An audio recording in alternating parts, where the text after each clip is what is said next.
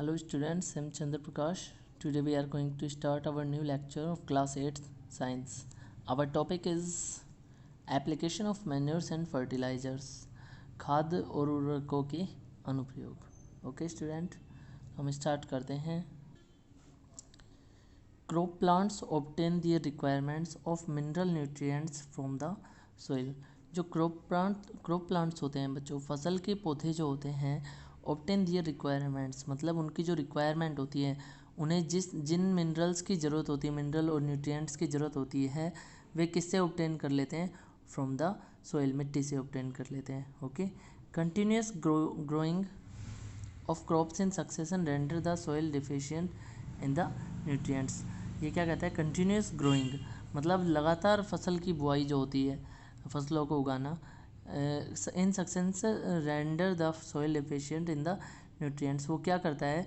लगातार एक ही क्रम में कंटिन्यू फसल उगाता जाना मिट्टी के अंदर जो न्यूट्रिएंट्स होते हैं उनको क्या करता है? डिफिशिएंट, उनकी कमी कर देता है. This reduce the crop yield. और इससे क्या होगा कि जो फसल है उसकी पैदावार, यील्ड होती है पैदावार में क्या हो जाएगी? पैदावार कम हो जाएगी, रिड्यूस है ना, रिड्यूस हो जाएगी.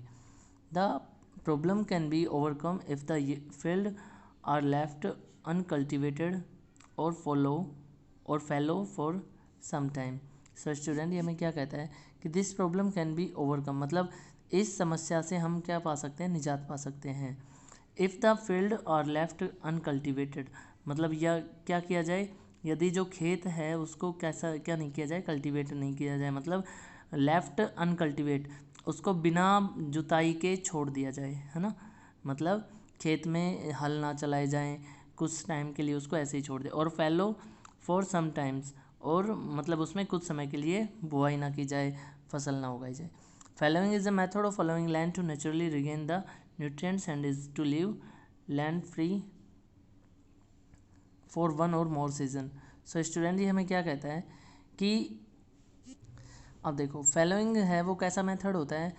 Allowing land to naturally regain the nutrients and is to leave land free for one or more season. ये कहता है कि यदि जो फील्ड होता है उसको एक या एक से अधिक सीजन के लिए क्या सीज़न के लिए क्या किया जाए?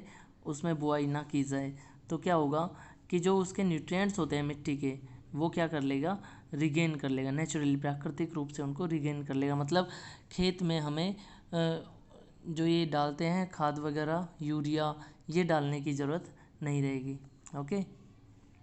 The dead plants, animals and the organic matter that get collected on the field are decomposed by micro organisms. So student, ये क्या कहता है कि जो डेड प्लांट्स होते हैं और एनिमल्स होते हैं एंड अदर, और जो कार्बनिक पदार्थ जो होते हैं, कार्बनिक मैटर जो होते हैं, वो क्या होते हैं? On the field are decomposed by micro organism. जो फील्ड में माइक्रो ऑर्गेनिजम्स होते हैं उनके द्वारा क्या हो जाते हैं? डिकम्पोज्ड हो जाते हैं. मतलब छोटे छोटे टुकड़े बनकर वो किसमें, जो मैन्योर होता है, फर्टिलाइज़र, इनमें चेंज हो जाते हैं. Therefore the nutrients are return to the soil. और क्या होगा उससे कि जो न्यूट्रिएंट्स हैं वो वापस किसको मिल जाएंगे? मिट्टी को मिल जाएंगे. Okay. Since field can not be left uncultivated because of economic reason. So student, ये क्या कहता है? लेकिन since field can not be left uncultivated मतलब खेतों को बिना जुताई के नहीं छोड़ा जाता, है ना. मतलब उनमें कंटिन्यू बुआई करते ही रहते हैं लोग. क्यों? Because of economic reason. क्योंकि इसका जो रीज़न है वो कैसा होता है? इकोनॉमिक मतलब लोग अपनी आवश्यकताओं की पूर्ति के लिए या कमाने के लिए, अपनी इनकम को कंटिन्यू बनाए रखने के लिए क्या करते हैं? खेत के अंदर कंटिन्यू बुआई करते रहते हैं. और कंटिन्यू बुआई करेंगे तो क्या होगा कि खेत के अंदर जो भी न्यूट्रिएंट्स हैं वो सारे के सारे धीरे धीरे ख़त्म होते चले जाएंगे. Farmers have been adding certain substance to the soil to replenish the soil with nutrients. Farmers क्या करते हैं? कुछ सब्सटेंस जो होते हैं वो यूज़ करते हैं to the soil to replenish the soil with nutrients. क्या करने के लिए?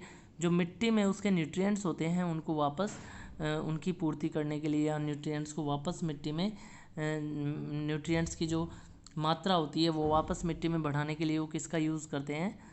वो सब्सटेंसेस का यूज़ करते हैं, है ना. And another method to overcome the problem of soil deficiency is called mixed cropping. अब इसके अलावा इसने एक और मेथड दिया, क्या कहा कि इस समस्या के हल के लिए एक और मेथड यूज़ होता है जिससे जो सॉइल की डिफिशियंसी है उस समस्या को हल किया जा सकता है। Is called mixed cropping. इसे क्या कहते हैं? मिक्स्ड क्रॉपिंग कहते हैं। Okay, the practice of growing 2 or more crops simultaneously on the same, एक बार फिर से देखते हैं।